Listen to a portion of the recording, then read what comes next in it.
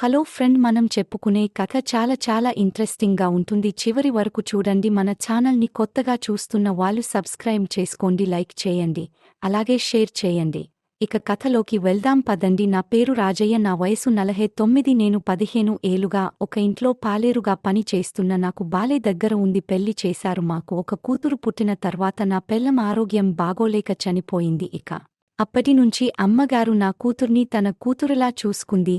2 సంవత్సరాలు తర్వాత వాళ్ళకి కొడుకు పుట్టాడు. అలా అన్న కూతురు పెద్దైన 18 సంవత్సరాల తర్వాత మంచి సంబంధం చూసి పెళ్లి చేసి పంపించారు. ఇంకా 5 ఏళ్లు అయిన తర్వాత బాబుగారికి పెళ్లి చేశారు. అమ్మాయిగారి పేరు స్వాతి, వయస్సు 18 సంవత్సరాలు. అమ్మగారిలాగా చాలా మంచిది. నేను రోజంతా పనిచేసే ఆ ఇంట్లో వంటగదిలో పడుకుంటా. కొన్ని రోజుల తర్వాత బాబుగారు కంపెనీ పని మీద మలేసియా వెళ్లారు.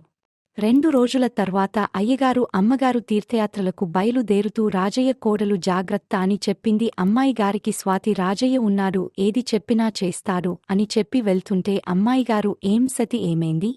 మీ అమ్మగారి వాళ్ళ ఇంటికి వెళ్తావా అని అడిగింది. కాదు అమ్మలా చూసుకునే మీరు వెళ్తున్నారుగా, అందుకు ఏడుస్తున్నా అని అన్నది. అయ్యో పిచ్చి పిల్ల, నెల రోజులేగా వచ్చేస్తాం అని తీర్థయాత్రలకు వెళ్లారు. ఇంకా ఆ రోజు నుంచి నేను అమ్మాయిగారు మాత్రమే ఉన్నాం. పంట అమ్మాయిగారు చేసేది, నేను అవసరమైన సరుకులు తెచ్చి ఇచ్చేవాడిని. భోజనం చేసి అమ్మాయిగారు గదిలోకి వెళ్ళిపోయింది. నేను వంట గదిలో పడుకున్న రోజు తినటం, టీవీ చూడటం, రాత్రి పడుకోవడం. నేను ఇల్లంతా శుభ్రం చేసేవాడిని, మొక్కలకి నీళ్లు పోసేవాడిని. 12 రోజులు అయింది. ఆ రోజు నేను ఊహించనిదే జరిగింది. అమ్మాయిగారు నన్ను పిలిచి మాసిన అమ్మాయిగారి బట్టలన్నీ చాకలికి వేయమంది.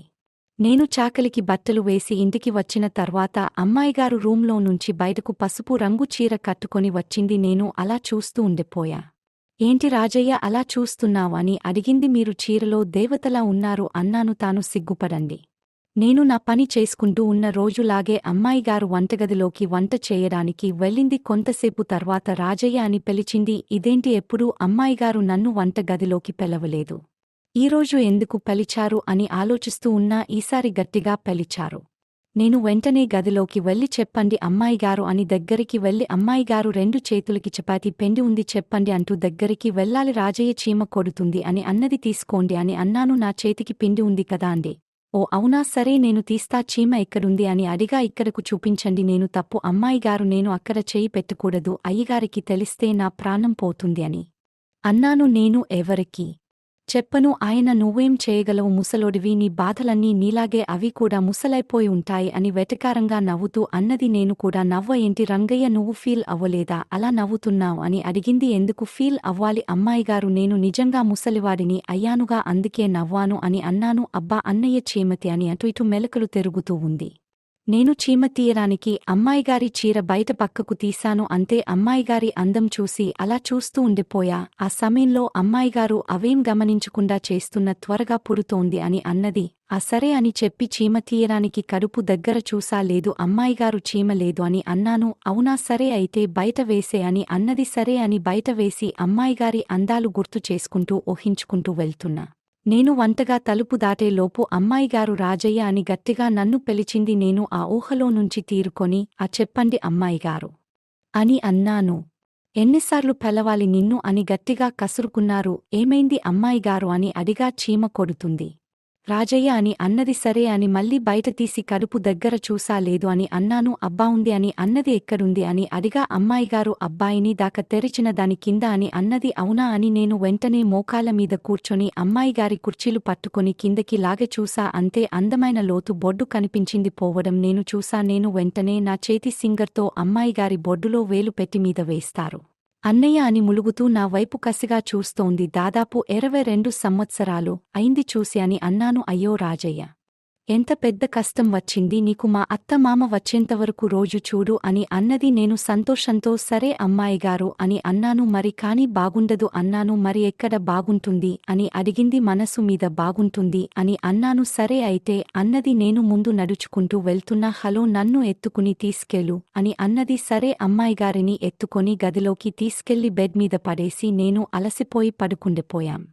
ఇప్పుడు చెప్పే నేను ముసలోడినా అని అన్నాను. కాదు, నువ్వు ముసలోడివి ఏంటి, నా మొగుడు కూడా ఇలా చేయలేదు అన్నది అమ్మగారు. అయ్యగారు వచ్చేవరకేగా ఈ సుఖం అని అడిగా. నాకు కూడా రోజు కావాలని కోరికగా ఉంది అని నా వైపు కసిగా చూస్తూ అన్నది. మరి ఏం చేస్తాం, ఇంకా వాళ్ళు వచ్చిన తర్వాత కుదరదు అని అన్నది. సరే అని అమ్మగారు అయ్యగారు వచ్చేవరకు బాగా ఎంజాయ్ చేశాము. అమ్మగారు అయ్యగారు వచ్చేశారు. అమ్మాయిగారి వైపు చూస్తూ నీరసంగా మొహం పెట్టాను. నా వైపు చూసి కళ్ళతోనే మొహం తిప్పు అని అన్నది. సరే అని ముఖం తెస్తాను. 3 రోజుల తర్వాత రాత్రి వంట గదిలో రోజులాగే పడుకున్న మంచి మత్తు నిద్రలో ఉన్న లైట్ వెలిగింది. ఏంటి లైట్ వెలిగింది అని కళ్ళు తెరిచి చూస్తే ఎదురుగా అమ్మాయితో ఎంజాయ్ చేయకుండా ఉండలేకపోతున్నా అంటూ కసిగా నా వైపు చూస్తూ అరుస్తోంది అని అన్నాను. ఓరి నా మొగుడా, వాళ్ళు తలుపు వేసి చేసుకుంటే తెల్లారే వరకు తీయరు, నేను ఎంత గట్టిగా అరిచినా వాళ్ళకి వినిపించదు కాని అంటూ కసిగా చూస్తూ అరుస్తూ ఉంటుంది. 5 వరకు అమ్మాయి గారితో ఉన్న ఈ రోజు రాత్రి వస్తావా అని అడిగా. నా మొగుడా, నేను నీ బానిస, ప్రతిరోజు రాత్రి వస్తాను. నువ్వు 10 గంటల నుంచి 1 గంట వరకు మత్తుగా పడుకో, నేను నీకోసం వస్తాను చెప్పి వెళ్తుంటే వెనక్కి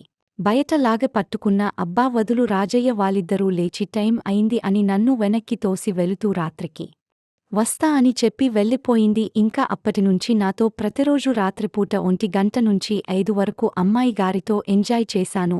ఇది ఫ్రెండ్స్ ఇవ్వాల్టి కథ.